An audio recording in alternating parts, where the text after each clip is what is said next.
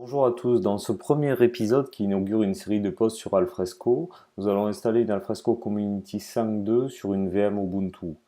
Avant tout, vous devez avoir installé Vagrant, VirtualBox et downloader Alfresco Community correspondant à votre OS.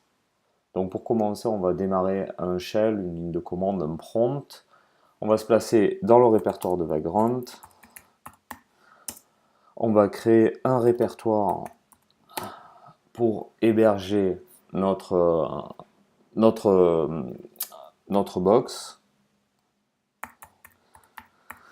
Alors j'ai pris une Ubuntu Trusty 64. On se place dedans. Ubuntu Trusty 64. Et on va initialiser en fait notre box via une commande simple, vagrant init. Le nom en fait de la box choisie, c'est une Ubuntu Trusty 64. Et c'est parti. Donc il y a un vagrant file qui a été placé dans ce répertoire. En fait, le vagrant file, c'est le fichier de configuration qui va nous permettre de configurer en fait notre box. Donc dans cette box, on va un petit peu le modifier. On va rajouter en fait des ports de redirection puisque Alfresco est hébergé sur un Tomcat et qu'il écoute sur le port 8080. Donc de notre guest à notre hôte, il faut que ça puisse communiquer. Ok, allez. J'utilise TextMate, mais vous pouvez utiliser n'importe quel éditeur de texte. Donc, Mate, et je vais éditer maintenant mon background file. Hein, ici, sous le nom de Ubuntu Trusty 64, je vais rajouter en fait quelques lignes que j'avais au préalable préparées. Je vous laisse tout ça dans le post sur le site. Qu'à faire un copier-coller. Donc là, en fait, donc je vais pas répéter le nom de la box, ça ferait un peu doublon. Donc ça, je supprime. Donc il y a un port de redirection, c'est le 8080, le port 8000. Ensuite, pour la box, en fait, je lui attribue 4 Go de mémoire et un CPU. Bah, Alfresco est assez gourmand en mémoire. Donc je sauvegarde, je ferme mon éditeur et maintenant en fait je démarre ma machine. Donc ça va prendre un petit peu de temps parce qu'il faut qu'il télécharge en fait la box. Donc je fais un vagrant up, mon provider qui est VirtualBox, et c'est parti. Je vais directement uploader dans ma box en fait le fichier community, Alfresco Community, pour pouvoir l'installer. Donc le port d'écoute de la VirtualBox, de la box en fait de la VM, est le 2222, le port d'écoute SSH. Vous pouvez vous servir de SCP en ligne de commande, vous pouvez vous servir de FileZilla si vous voulez une interface graphique, ou une SCP, en fait, peu importe. Il suffit de l'envoyer directement dessus. Donc je l'envoie. Yes. Donc le mot de passe en fait pour Vagrant, c'est Vagrant. C'est parti. Et une fois que c'est terminé, je me reconnecte sur ma box. C'est parti. Je vais commencer par rajouter en fait un groupe Alfresco.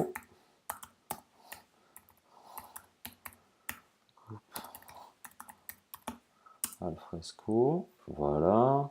Une fois que c'est fait, en fait, je rajoute l'utilisateur Alfresco à ce groupe. Non, c'est user add.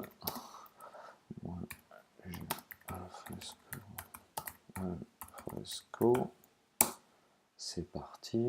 Je vais changer le mot de passe pour Alfresco.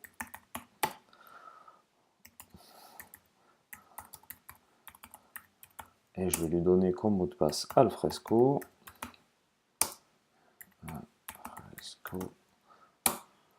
C'est parti. Je rajoute aussi l'utilisateur Vagrant au groupe Alfresco.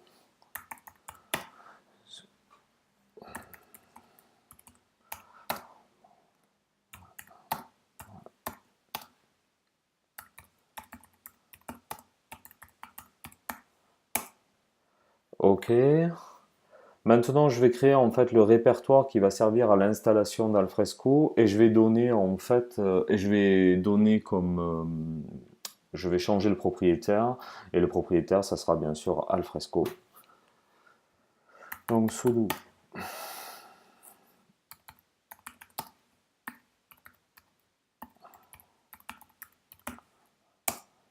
voilà, et maintenant je fais un change owner du répertoire.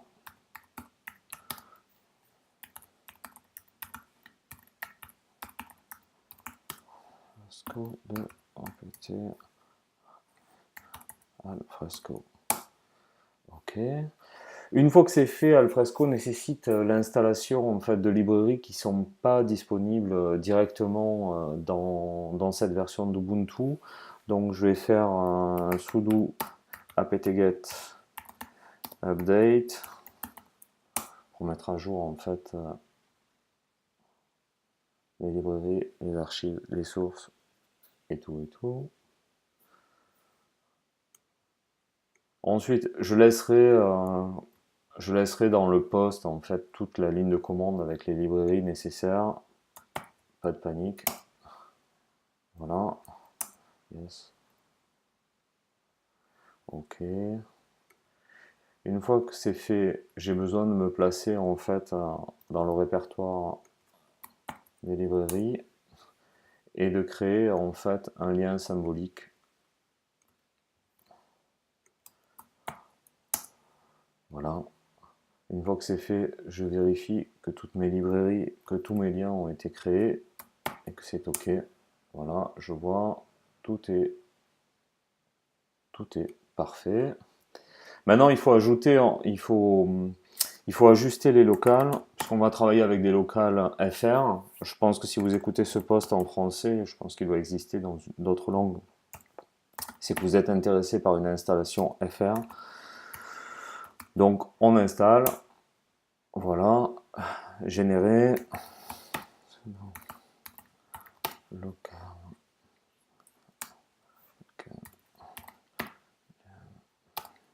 FR. Donc, je génère aussi en UTF-8.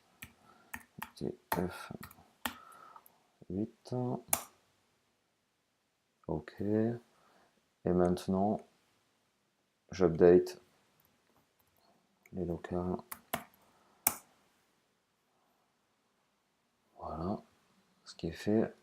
Je vais créer le fichier des locales s'il n'existe pas via Nano et je vais copier en fait les lignes suivantes dedans. Donc comme toujours, je laisse tout sur le site, pas de problème. Voilà. Je rafraîchis mon fichier.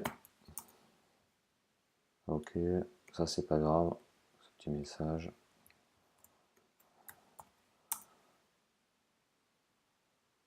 Ok, parfait, parfait. Maintenant, je vais prendre le fichier d'installation, je vais le rendre exécutable.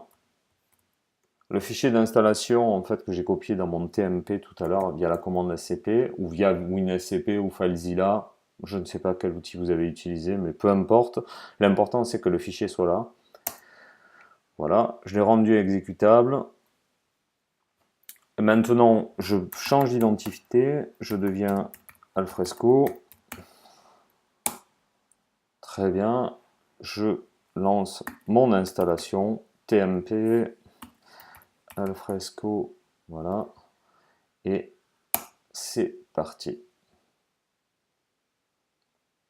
Normalement, il ne devrait pas y avoir de soucis. Donc, je choisis le français. Type d'installation avancé, comme ça je pourrais choisir le chemin. Java, oui, je veux du Java. Postgre, LibreOffice aussi. Transformation, Solaire 1, non. Solaire 4, oui. Alfresco Office Service, oui. Web Quick Start, vous pouvez l'installer, ce sont des exemples, installez-le. Si vous êtes nouveau sur Alfresco, c'est toujours sympa d'avoir un site d'exemple. Est-ce que la sélection est correcte? Oui. Le dossier d'installation, donc on va prendre notre opt Alfresco tout neuf.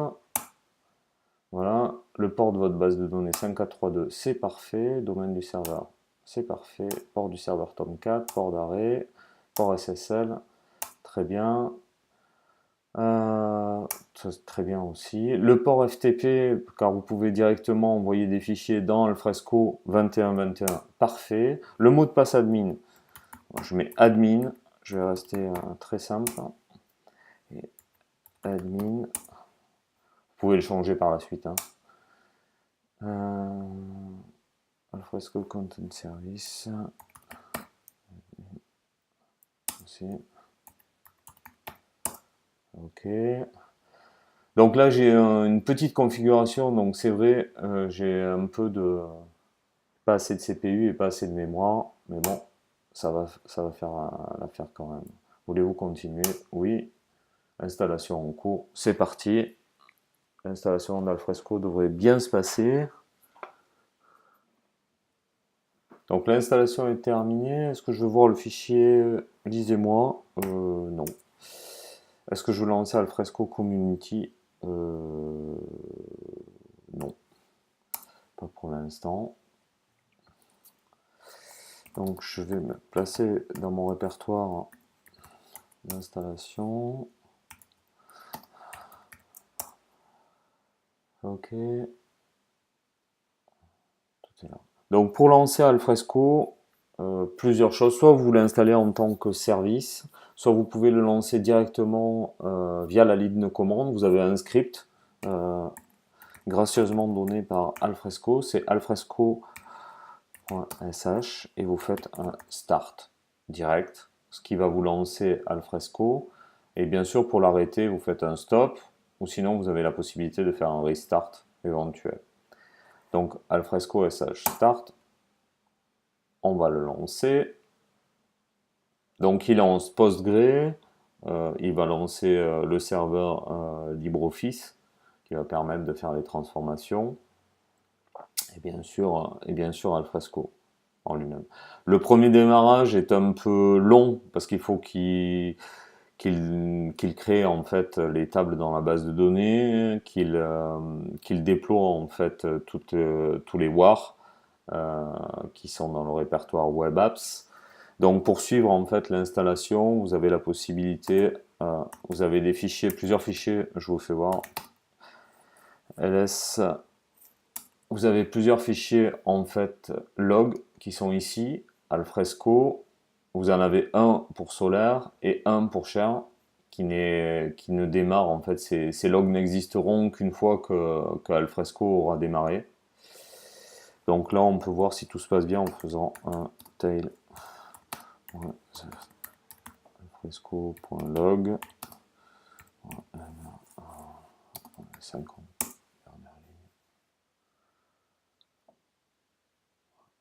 Donc Alfresco va démarrer, ça va prendre un petit peu de temps. Vous ne devriez pas avoir d'erreur dans le log. Vous devriez avoir quelques warnings, notamment au niveau des subsystèmes comme CIFS. Mais ça, c'est facilement gérable directement dans le fichier de configuration principal d'Alfresco, qui est le alfresco global.properties, où vous pouvez désactiver ces sous-systèmes et éviter d'avoir ces warnings intempestifs.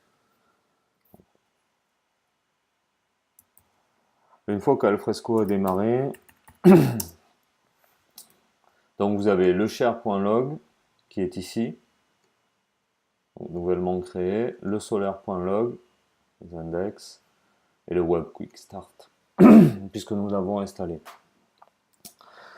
Donc maintenant qu'Alfresco est démarré, on va pouvoir démarrer un navigateur et regarder si tout marche. Donc comme navigateur, j'utilise Chrome, mais vous pouvez utiliser un autre navigateur, peu importe. Mais Chrome marche plutôt assez bien. Donc c'est parti, admin, donc je me connecte localhost 8080. Je n'ai même pas besoin, si, je vais vous faire voir, localhost 8080. Donc là, j'arrive sur la page d'accueil. Alfresco repository, sinon vous allez dans la doc, et ce qui m'intéresse c'est Alfresco share. Donc premier démarrage long, assez long, mais après tout va être beaucoup plus rapide. C'est toujours le premier démarrage qui est assez long. Donc je me signe avec mon utilisateur admin, voilà, jamais. Et voilà, vous êtes sur votre tableau de bord administrateur, vous avez installé Alfresco, tout marche. Je vous remercie d'avoir suivi ce premier screencast de la série. J'espère en faire d'autres très bientôt en vous présentant des fonctionnalités d'Alfresco, des astuces de programmation, comment le customiser. Si vous avez aimé ce post, n'hésitez pas à le partager, à en parler et voilà. À très bientôt pour un nouveau post sur Alfresco. Je vous remercie.